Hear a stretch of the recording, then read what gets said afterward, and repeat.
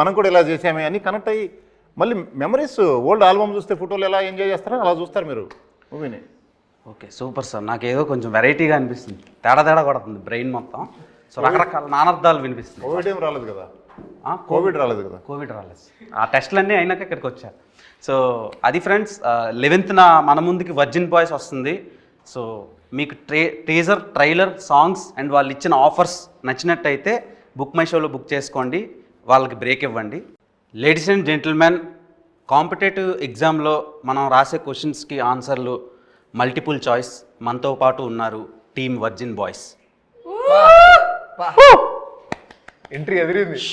For the first time in Tollywood film industry ఒక virgin బాయ్తో virgin boys movie team interview plan చేయడం నిజంగా నా కెరీర్కే ఒక గర్వకారణం.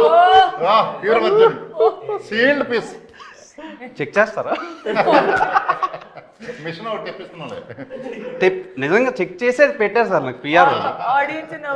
70 మంది యాంకర్ని స్క్రీనింగ్ చేస్తే నన్ను సెలెక్ట్ చేసి నేను మీ బ్యాచ్.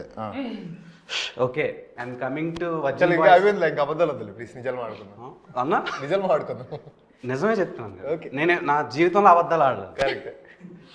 సో వర్జిన్ బాయ్స్ మూవీలో నేను ఫస్ట్ ట్రిగ్గర్ అయింది మిత్రా శర్మ గారిని. తర్వాత ట్రిగ్గర్ అయింది కమ్మింగ్ అని ఒకటి రాశారు, అందులో ఒక స్పెర్మ్ జూయి అని ఒకటి పెట్టారు. ఆ స్పెర్మ్కి కమ్మింగ్ అని 11th అని పెట్టారు. ఏంటన్నది స్పెర్మ్కి మీరు ఇచ్చిన ప్రిఫరెన్స్ సినిమాకి ఏమైనా ఇంటర్లింక్ అయ్యేది ఇది ఉందా? అదే వర్జిన్ బాయ్స్ ఫ్రస్ట్రేషన్ ఉంటుంది కదా, మరి అదంతా థియేటర్లో కమింగ్ అవ్వాలి కదా, మరి డేట్ వచ్చింది కదా 11th.